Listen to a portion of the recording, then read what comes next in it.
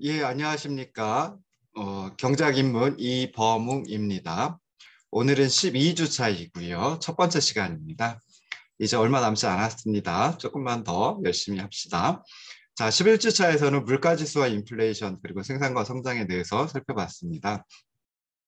물가지수와 인플레이션은 이제 여러 가지 것을 했었는데요. 인플레이션의 영향 중에 예상치 못한 인플레이션의 영향 그리고 디플레이션의 영향에 대해서 11주차에 설명을 드렸습니다. 예상치 못한 인플레이션이 있다라고 하면 채무자는 예상보다 낮은 실질 가치로 대출 원리금을 상환할 수 있기 때문에 이득을 봅니다. 반면에 이제 채권자는 거꾸로 손실을 본다라고 생각해 볼 수 있죠. 그래서 예상치 못한 인플레이션은 채권자로부터 채무자에게로 부를 자의적으로 재분배해주는 그런 역할을, 그런 영향을 미친다라고 생각을 하시면 좋을 듯 싶습니다. 자, 인플레이션율이 높으면 높을수록 인플레이션이 더 변덕스럽고 또 불확실하죠. 그러다 보니까 이제 예상치 못한 인플레이션이 더 커질 수밖에 없고요. 그러다 보면은 이 부의 자의적인 재분배라고 하는 것이 더 중요해진다라고 생각해 볼 수 있습니다. 자, 물가지수와 인플레이션에서 마지막으로 했던 건 이제 디플레이션의 영향입니다. 그래서 디플레이션은 물가 수준이 전반적으로 하락하는 현상을 의미하는데요. 다시 말해서 보면 인플레이션율이 의무의 값인 상태를 의미한다라고 생각해 볼 수 있습니다. 자, 디플레이션은 재화 서비스에 대한 수요가 큰 폭으로 감소하는 경우에 나타나기 쉬운데요.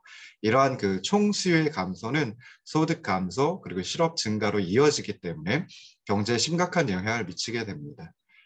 또한 예상치 못한 디플레이션은 채무자로부터 채권자에게로 부를 자의적으로 재분배하는 그런 영향을 미치기도 합니다. 자, 이렇게 해서 물가지수와 인플레이션을 끝내고 이제 생산과 성장으로 들어갔습니다. 그래서 생산과 성장에서는 제일 먼저 살펴본 것이 이제 각국의 그 경제 성장을 살펴봤었는데요. 세계 각국의 생활 수준은 좀 엄청난 차이가 있습니다. 그리고 또 동일한 국가라고 하더라도 시간의 흐름에 따라 생활 수준이 크게 달라진다라고 생각해 볼 수 있습니다. 그래서 여기서 이제 경제 성장률이라고 하는 지표를 많이 활용을 하는데 경제 성장률은 일반적으로 1인당 소득의 증가율 또는 1인당 소득을 1인당 실질 GDP로 지표를 이용해 가지고 1인당 실질 GDP의 성장률로다가 경제 성장률을 정의하는 경우가 많습니다. 이러한 경제 성장률은 국가 그리고 시기에 따라 크게 다를 수 있는데요. 이러한 경제 성장의 차이를 설명하고 또 정책을 입안하는 것이 거시경제 이론의 중심적인 핵심적인 역할이다라고 생각해 볼 수 있습니다. 그래서 1인당 실질 GDP 이것을 가지고 이제 경제적 풍요의 그 지표로다가 쓸 수도 있고요. 그러다 보니까 1인당 실질 GDP의 증가율 이것은 이제 경제 성장의 좋은 지표, 경제 성장률이다라고 이제 하는 경우가 많이 있습니다. 자, 소득과 생활 수준의 차이, 그러니까 경제 성장률의 차이를 갖다가 주로 이제 생산성을 가지고 파악을 해 봅니다. 그래서 생산성의 중요성을 갖다 설명할 때 보통 로빈슨 크루소 경제, 그러니까 자급자족 경제를 주로 예를 많이 드는데요. 자급자족 경제, 특히 이제 로빈슨 크루소 생각을 해보시면은 이 경제에서는 자신이 생산한 것만 소비할 수 있기 때문에 그의 생활 수준은 그의 생산성에 의해 좌우된다라고 생각해 볼 수 있습니다. 그래서 생산성은 엄밀하게 얘기할 때 그 노동 투입량 한 단위당 재화 서비스의 생산량을 갖다가 의미를 합니다. 그러니까 노동자 한 사람이 1시간 동안 일해서 만들어내는 재화 서비스의 양이다라고 생각을 하시면 좋을 듯 싶습니다. 그래서 크루스 경제에서는 생산성이 생활 수준을 좌우하는 아주 중요한 변수이고 또 생산성의 증가율이 생활 수준의 상승률을 결정한다라고 생각을 해볼 수 있습니다. 네, 이렇게 단순한 크루스 경제뿐만이 아니라 복잡한 우리 현실의 경제에 있어서도 생산성이 생활 수준을 결정하는데 중요한 역할을 한다라고 생각을 하시면 좋을 듯 싶습니다. 그래서 한 경제의 소득은 결국 생산량하고 같기 때문에 높은 생활 수준을 누리기 위해서는 재화 서비스를 더 많이 생산할 수 있어야 합니다. 그래서 국가 간 그리고 시점 간 국민 소득의 차이는 결국 생산성의 차이에 기인한다. 이렇게 생각을 하시면 좋을 듯 싶습니다. 자, 그러면 생산성을 결정하는 여러 가지 변수들이 있겠죠. 그래서 크게 한 4가지 정도를 맹큐라는 학자는 제시를 했습니다. 그래서 물적 자본, 인적 자본, 자연 자원, 기술 지식 이 4가지를 들었는데요. 크루소 경제에서는 크루소가 낚싯대를 더 많이 갖고 있다면 그리고 고기 잡는 방법을 배웠다면 주변에 물고기가 많다면 그리고 더 좋은 미끼를 발명한다면 크루소가 물고기를 더 많이 잡을 수 있고 이제 그 더 높은 생활 수준을 누릴 수 있다라고 생각해 볼 수 있죠. 여기서 낚싯대를 더 많이 갖고 있다라고 하는 게 이제 물적 자본하고 연결이 되고요. 고기 잡는 방법을 배웠다라고 하는 것이 인적 자본하고 연결이 됩니다. 그리고 주변에 물고기가 많다라고 하는 것이 자연 자원하고 연결이 되고요. 더 좋은 미끼를 발명한다라는 것이 이제 기술 지식과 연결이 됩니다. 그래서 이렇게 크게 네 가지 물적 자본, 인적 자본, 그리고 자연 자원, 기술 지식 이 네 가지가 생산성을 결정하는 중요한 변수이다라고 생각을 하시면 좋을 듯 싶습니다. 자, 먼저 물적 자본이라고 하는 것은 우리가 일반적으로 자본이라고 부릅니다. 그래서 물적 자본이라고 명칭을 붙인 것은 이제 그 뒤에 나오는 인적 자본하고 대비되는 좀 다른 그런 자본의 형태이다라고 해가지고 물적 자본, 물적이라고 하는 표현을 붙였는데요. 일반적으로 자본 그러면 물적 자본을 의미하고요.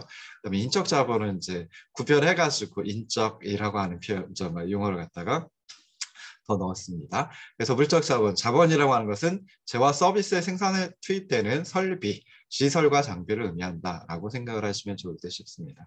이런 자본이라는 생산 요소의 특징은 그 요소 자체가 생산 요소임에도 불구하고 그 요소 자체가 생산된다라고 하는 점입니다.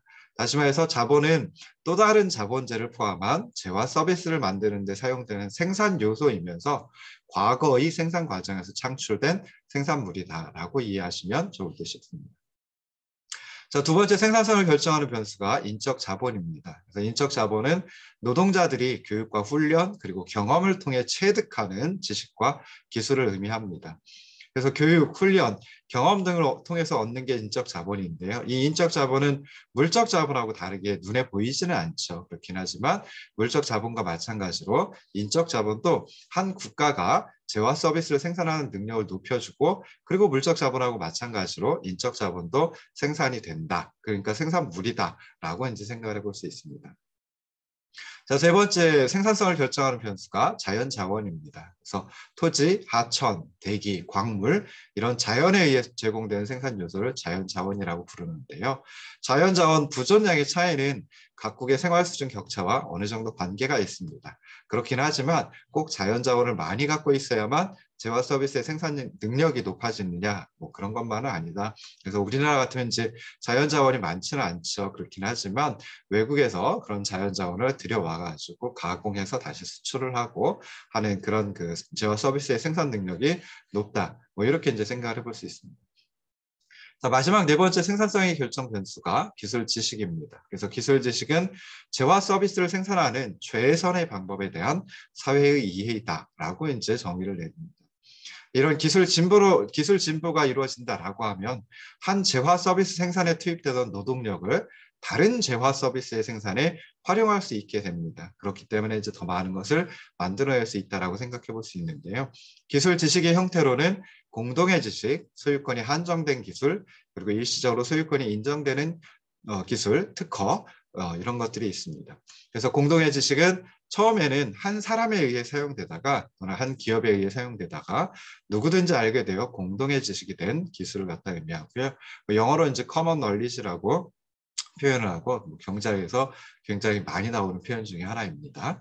자, 그다음에 소유권이 한정된 기술은 기술을 발견한 사람만이 알고 있는 기술을 의미하고요. 그다음에 특허에 의해 일시적으로 소유권이 인정되는 기술도 있다. 뭐 이렇게 이제 기술 지식과 관련해 가지고 생각을 하시면 좋을 듯 싶습니다. 자, 그런데 이런 기술 지식은 인적 자본이라고 하는 앞에 나왔던 그런 생산성의 결정 변수하고 또 좀 혼란이 있을 수도 있는데요. 기술 지식은 한 사회가 세상이 어떻게 작동하는가를 이해하는 능력이다라고 생각하시면 좋을 듯이고요. 인적 자본의 그러한 이해 능력을 노동자에게 전파하는 데 소요되는 자원이다라고 생각을 하시면 좋을 듯 싶습니다. 자, 이런 그 생산성의 결정 변수와 그리고 이제 생산량 간의 관계를 갖다가 우리가 생산 함수라고 하는 것으로 나타낼 수 있습니다. 그래서 생산 함수 (production function은 재화 서비스의 생산에 투입되는 요소의 양과 그리고 생산량 사이의 관계를 나타내주는 함수입니다. 그래서 생산 요소의 양 그리고 생산량 사이의 관계를 나타내 주는데요. Y는 A 곱하기 F LKHN 뭐 이런 식으로 이제 표현을 할 수가 있습니다. 그래서 이제 여기서 좌변에 있는 Y가 생산량을 의미하고요. 우변에 생산함수 F 속에 들어가 있는 L이 노동의 양, K가 자본의 양, H가 인적 자본의 양, N은 자연자원의 양. 그리고 이제 F 생산함수를 나타내주는 펑션 F 앞에 붙어 있는 A는 생산 기술을 나타낸다. 뭐 이렇게 이제 생각을 하시면 좋을 듯 싶습니다. 그래서 노동 L 그리고 물적 자본 K, 인적 자본 H 그리고 자연 자원 N이 더 많이 투입된다라고 하면 생산량이 증가하고요. 그리고 생산 기술 A가 향상된다라고 하면 주어진 양의 생산 요소를 투입해가지고 더 많은 생산량을 생산할 수 있다라고 생각을 하시면 좋을 듯 싶습니다. 여기서 이제 한 가지 가정을 합니다. 규모에 대한 수익 불변이라고 하는 가정을 하는데요. 규모에 대한 수익 불변, constant returns to scale, 앞서 따가지고 이제 CRS라고 이제 표현을 하는 경우도 많이 있습니다. 그래서 이런 규모에 대한 수익 불변, CRS라고 하는 것은 모든 생산 요소가 동일한 비율로 증가한다라고 하면 그러면 생산량도 동일한 비율만큼 증가하는 경우를 의미합니다. 그래서 생산 요소의 투입량이 2배로 증가된다라고 하면 그때 생산량도 정확히 2배로 증가하는 것을 의미한다라고 생각해 볼 수 있는데요. 뭐 수리적으로도 이제 표현할 수 있습니다. 수학적으로 표현했을 때 임의 G 인데 이 G가 0보다 크다라고 했을 때 그러니까 0보다 큰 임의의 G에 대해서 G 곱하기 Y 즉 좌변의 생산량 Y에다가 G를 곱해준 것 이것은 A 곱하기 F, GL, GK, GH, GN과 같다라고 이제 하는 게 CRS 규모에 대한 수익 불변을 나타내주는 어떤 수식이다라고 생각해 볼 수 있습니다. 그래서 생산함수가 규모에 대해 수익 불변이다라고 하면 그때는 그때 이제 G 대신에 L분의 A를 갖다가 그대로 넣어주시면요. 좌변에는 Y 오버 L 해가지고 노동자 1인당 생산량이 들어가고요. 그다음에 우변에는 A 곱하기 F 그리고 이제 노동은 G가 L분의 1이었으니까 L로 다 나눠주면 그냥 1이 되죠. 그리고 K 오버 L, H 오버 L, N 오버 L 이렇게 이제 바뀌게 됩니다. 그래서 이 식을 가지고 보면은 생산성 Y 오버 L이라고 하는 것은 노동자 1인당 물적 자본의 양 K 오버 L 그리고 노동자 1인당 인적 자본의 양 H 오버 L 그리고 노동자 1인당 자연자원의 양 N 오버 L 그리고 기술 수준 A 이런 것들에 의해서 결정된다라고 생각해 볼 수 있습니다. 그래서 생산성을 결정하는 4가지 변수 즉 다시 말해서 생산성 Y 오버 L에 영향을 미치는 결정하는 4가지 요인 첫 번째, 노동자 1인당 물적 자본의 양, 그래서 K 오버 L. 두 번째, 노동자 1인당 인적 자본의 양, H 오버 L. 그리고 노동자 1인당 자연자원의 양, N 오버 L. 그리고 기술 수준 A. 이 4가지가 영향을 미친다라고 생각해 볼 수 있습니다. 그래서 이렇게 이제 생산성을 결정하는 변수들 아까 4가지 생각을 해봤는데요. 그런 것들이 이제 이 생산함수에 요약되어 있다라고 생각해 볼 수 있고요. 자, 이걸 조금 확장시켜 보면은 정부가 정책을 통해 가지고 이 4가지 변수를 움직이고 그래 가지고 이제 생산성을 높이면 경제가 성장된다. 뭐 이렇게 이제 생각해 볼 수 있습니다. 그래서 한 사회의 생활 수준 또는 소득 수준은 재화 서비스 생산 능력에 의해서 결정이 되고요. 생산성은 노동자 1인당 물적 자본, 1인당 인적 자본, 1인당 자연 자원, 그리고 기술 지식에 의해 좌우가 되기 때문에 정부는 여러 가지 정책을 통해서 생산성도 향상시키고 그러면서 소득 수준과 생활 수준도 향상시킬 수 있습니다. 그래서 여러 가지 방법들이 있는데요. 제가 보니까 뭐 한 8, 9가지 방법을 소개를 해놨습니다. 그 중에 이제 지난 시간에는 11주차에는 물적 자본의 증가라고 하는 걸 설명을 드렸습니다. 그래서 저축과 투자를 한다라고 하면 물적 자본을 증가시킬 수가 있는데요. 여기서 자본은 생산되는 생산 요소이죠. 그러니까 생산 요소이면서 생산물이다라고 생각해 볼 수 있는데요. 어느 경제가 갖고 있는 자본의 양은 증가시킬 수 있습니다. 그래서 여러 가지 많은 자원을 투자해 가지고 자본재를 생산한다. 그러니까 설비, 시설과 장비, 요걸 이제 자본재라고 하는데요. 그 자본재를 생산하게 되면 생산성을 높일 수 있습니다. 그런데 자본의 양을 늘리려면 거꾸로 이제 현재의 소비를 줄이고 저축을 늘려야 합니다. 그래야 저축이 이제 투자로 연결이 되고 그래서 새로운 자본재를 갖다가 만들어낼 수 있다라고 생각을 할 수 있습니다. 그래서 경제 성장률과 투자율 사이에는 완벽하진 않지만 그래도 강한 상관관계가 있습니다. 그래서 대체로 투자율이 높은 나라가 성장률이 높고요. 투자율이 낮은 나라는 성장률이 낮은 그런 현상이 일반적이다라고 생각해 볼 수 있습니다. 자, 그런데 여기서 이제 또 하나 생각해 봐야 될 게, 자, 일반적으로 나타나는, 그러니까 경제와 관련해서 일반적으로 나타나는 현상이 수학 체감의 법칙이라고 하는 것이 있습니다. 그래서 수학 체감의 법칙이라고 하는 거, 뭐 다른 표현은 이제 한계 생산 체감의 법칙 또는 뭐 한계 생산물 체감의 법칙, 뭐 이렇게 부르기도 하는데요. 생산 요소의 투입량이 증가함에 따라 추가 투입에 따른 생산량 증가분이 점점 더 감소하는 현상을 수학 체감의 법칙이라고 얘기를 합니다.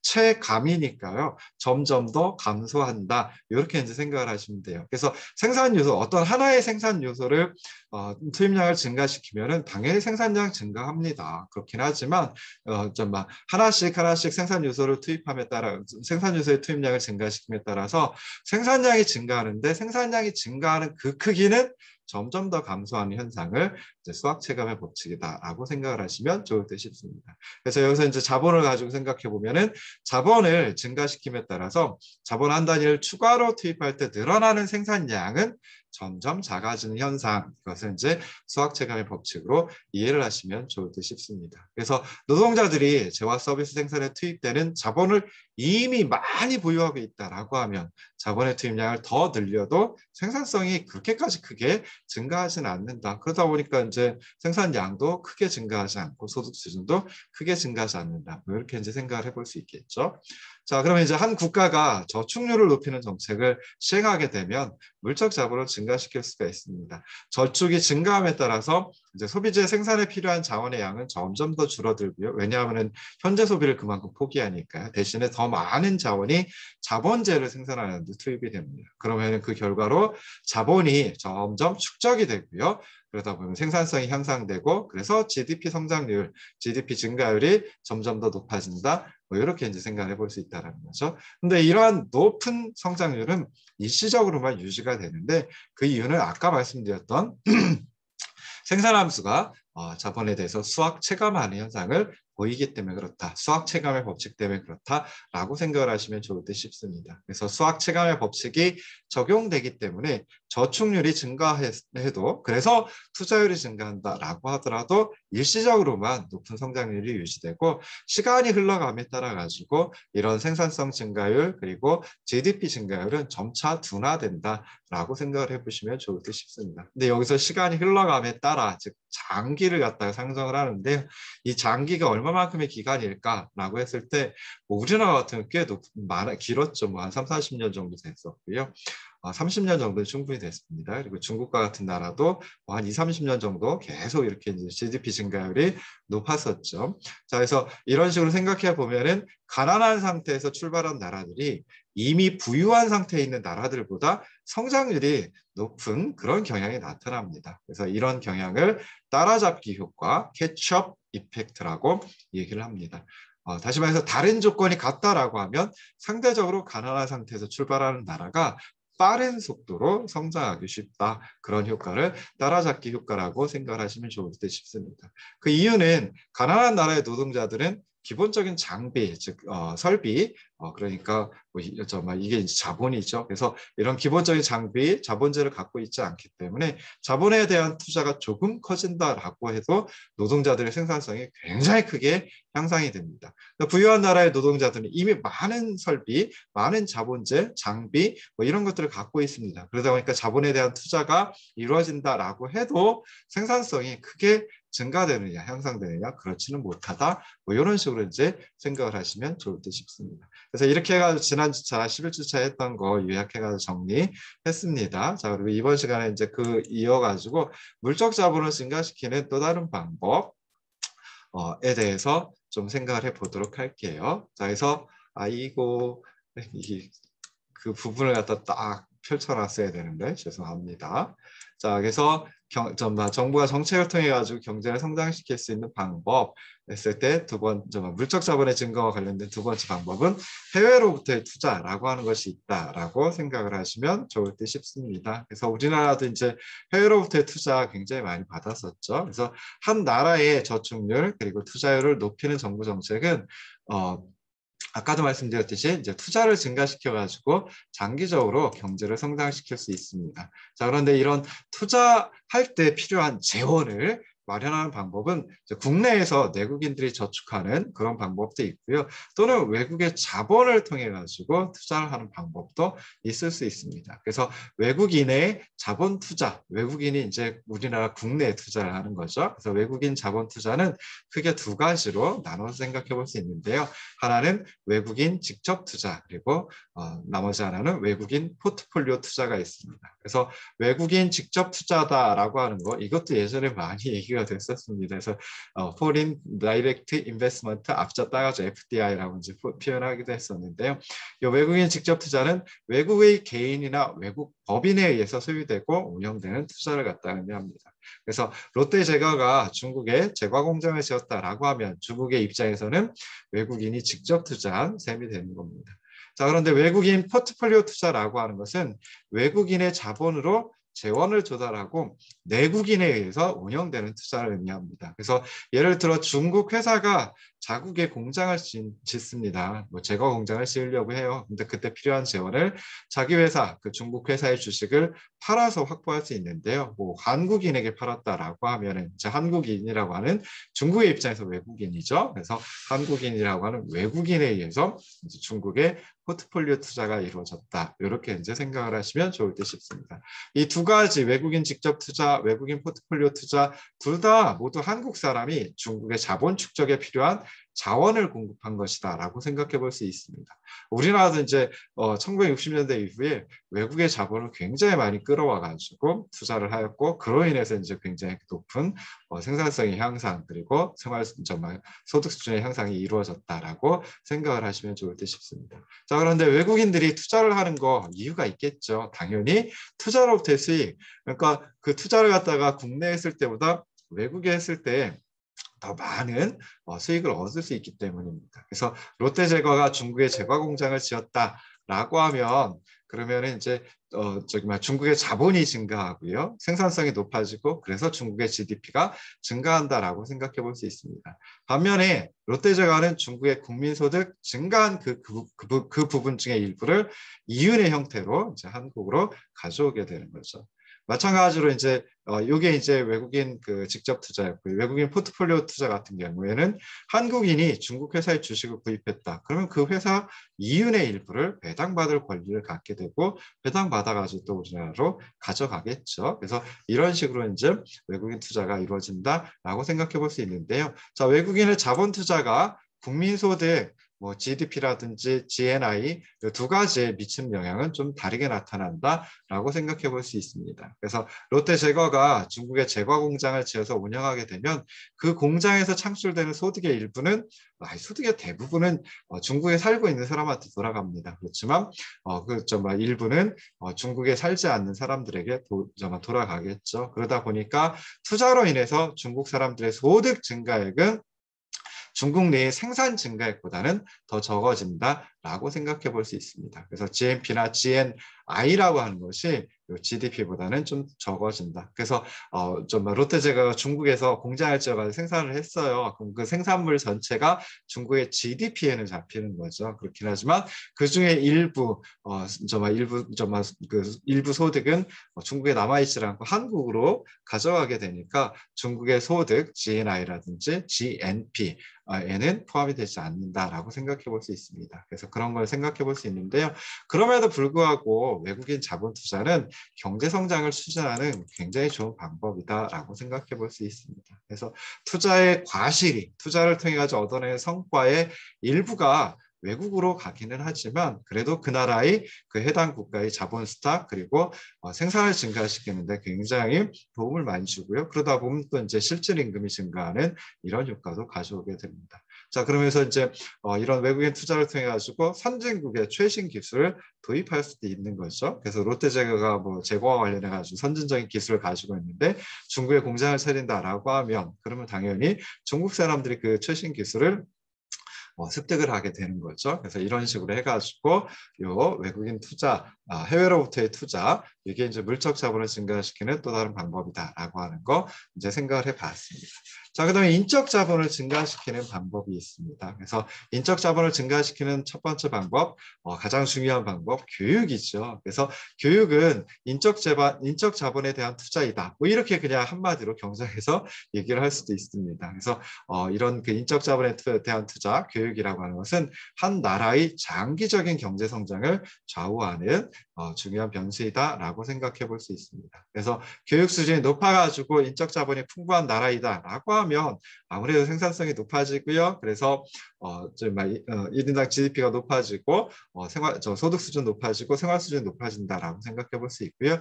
교육 수준이 낮으면 낮을수록 생활 수준도 낮아진다라고 생각해 볼 수 있습니다. 그러니까 정부가 좋은 학교를 만들고 국민들이 좋은 교육을 받을 수 있도록 하는 정책. 아이고.